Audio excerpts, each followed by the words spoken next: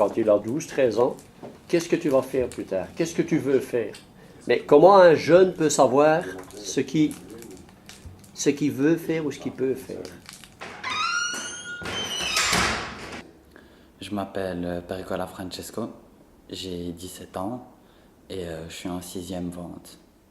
Alors le CEFA, c'est une formation qui se base sur une articulation entre des périodes de formation dispensées dans un centre de formation, le CEFA, et des périodes de formation dispensées en entreprise.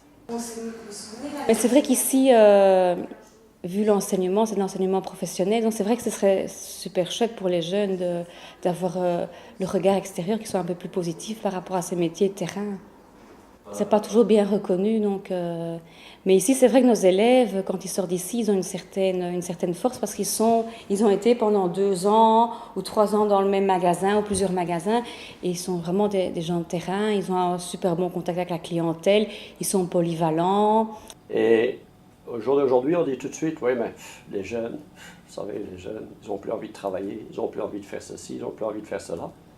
Mais franchement, pour moi, on ne les incite pas non plus à travailler. Hein? Oui, pour moi, c'est vraiment la phrase essentielle dans les CEFA, c'est de prendre le jeune donc, là où il est mené le plus loin possible, parce que nous accueillons des jeunes de tous les horizons, et donc on fait avec eux un bilan, si on peut dire un bilan de compétences, on voit où il en est pour l'orienter le mieux possible dans une formation qualifiante. Voilà, je m'appelle Alexis, j'ai eu 19 ans, je suis au CEFA en alternance, je travaille dans une station de service. J'ai eu un beau petit parcours avant de venir ici et voilà. C'est quoi ce Ce parcours? parcours, j'ai fait 10 écoles quand même. Et voilà, enfin je suis passé en une fois du général au professionnel, en une fois en 5e secondaire. Et voilà. Et donc moi, c'est un peu un changement de monde. Ici, dans notre métier, on a 4-5 processus. Donc on a la peinture, on a la tôlerie, on a le montage, le démontage. Et il faut un peu sentir qu'est-ce que le jeune a envie de faire dans les murs de l'entreprise. Et l'aider à le sortir de l'entreprise si on voit que c'est pas du tout pour lui. Et je suis arrivé au CEFA en fait parce que j'ai eu quelques petites erreurs de parcours, on va dire. J'ai raté ma première, je l'ai recommencé et je l'ai réussi. Je suis passé en 2e. Et là en 2e, j'ai arrêté l'année. Donc ce qui fait qu'après, je me suis tourné vers l'enseignement professionnel. Ce que maintenant je regrette un petit peu vu que comme j'ai raté 2 fois le premier cycle, je ne peux plus retourner dans l'enseignement général, ce que je trouve vraiment dommage. Parce que maintenant, j'ai 17 ans, je me rends compte que j'ai fait certaines erreurs. J'aimerais bien pouvoir retourner en général, ce qui n'est pas possible. Mais bon, ça, je peux m'en vouloir qu'à moi-même. J'ai fait quelques écoles parce qu'en fait, je suis hyperactif. Je suis, enfin, pas hyperactif, j'ai surtout des troubles de concentration.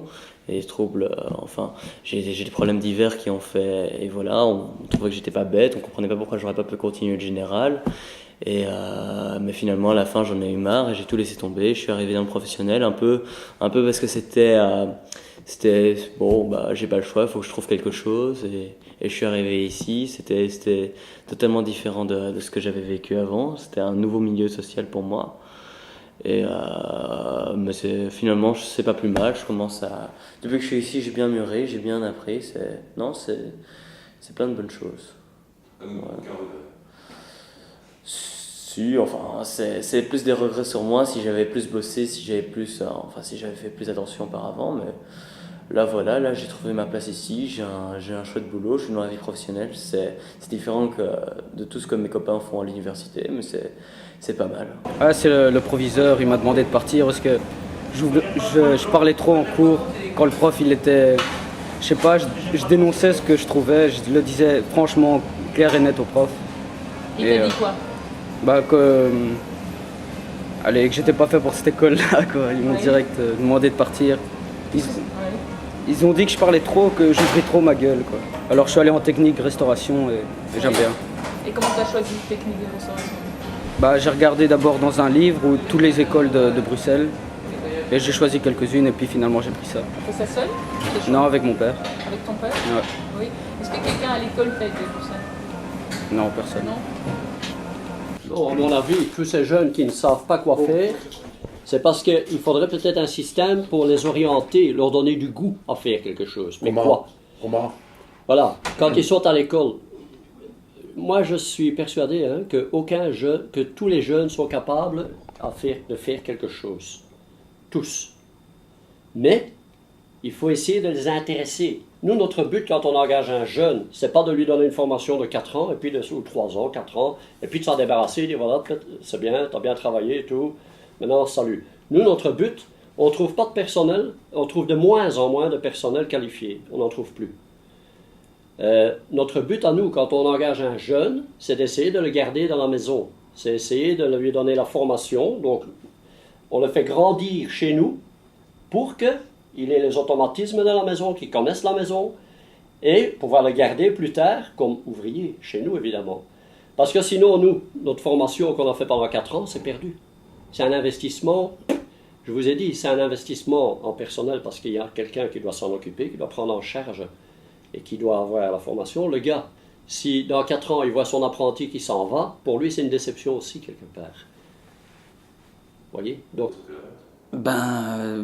Peut-être oui, mais l'enseignement général, déjà quand on va mettre sur un CV qu'on a fait de l'enseignement général et du professionnel, c'est totalement différent. Je veux dire, l'employeur, il va avoir quelqu'un qui a fait des générales, qui va peut-être même faire des supérieurs, qui hésite encore, tandis que nous, on n'a pas cette opportunité-là. Ceci dit, je vais faire une 7e, j'aurai mon diplôme de fin d'études comme tout le monde, mais tout le monde sait très bien qu'on dit que c'est comme les générales, mais tout le monde sait très bien que c'est pas la même chose, que c'est pas vu de la même chose du tout quand on sort d'un diplôme de fin d'études professionnel ou général. Je ne sais pas si... J'espère qu'il y a quand même des solutions et que ces métiers vont un peu regagner en prestige. Allez, c'est vraiment regagner en prestige. il faut les mettre en avant, il faut les porter, les jeunes. Hein. Et très souvent, ce n'est pas le cas. Hein. On prend le cas de Molenbeek, par exemple. J'habite Molenbeek, je suis de Molenbeek. Mais on entend à la radio toujours, oui, Molenbeek, c'est ou Charleroi. Je ne connais pas Charleroi, hein, mais j'aurais peur d'y aller, hein, simplement en écoutant la radio. Hein. Mais moi, je suis sûr et certain que ça ne représente pas la réalité. Hein. Qu'il y a des tas de jeunes, vous savez, hein, quand il y a un problème, ou quand il y a un casse, ou quand il y a un vol, c'est toujours « Ah, tu vois, c'est encore une fois ceux-là. » Non, non. On n'explique pas quand il y en a 10 ou 20, ou des filles qui deviennent avocates, ou des garçons qui ont fait des hautes études, qui ont un doctorat. Ça, de cela, on ne parle jamais. Hein. Évidemment, ce n'est pas intéressant. Hein. Pour les médias, c'est vrai. Hein. Et je trouve que là, hein, comme je disais tantôt, tous ces jeunes, donc c'est vraiment une mine d'or, surtout à Bruxelles ici, parce que je crois que c'est... Allez, je ne connais pas bien les statistiques, mais j'ai l'impression que Bruxelles, c'est là que ça recèle le plus de jeunes, hein, je crois. Hein. C'est la population la plus jeune, une des populations les plus jeunes de Belgique, je crois, hein, dans le Grand Bruxelles. Hein. Et qu'est-ce qu'on va faire avec tout ça? C'est, à mon avis, allez, une puissance qu'on ignore, hein, parce que c'est eux qui vont devoir relever les défis de demain, c'est eux qui vont devoir assurer l'avenir du pays, de la région. Et je trouve que c'est vraiment un gaspillage pour le moment qu'on fait, à pas vraiment tenir compte d'eux, à pas vraiment les épauler, les soutenir, même pire, hein, des fois les enfoncer même, hein, à vraiment les écraser, à leur faire perdre confiance en eux-mêmes. Hein, allez, je trouve qu'on devrait les porter à bout de bras, hein, et les pousser en avant, hein, les aider. Hein.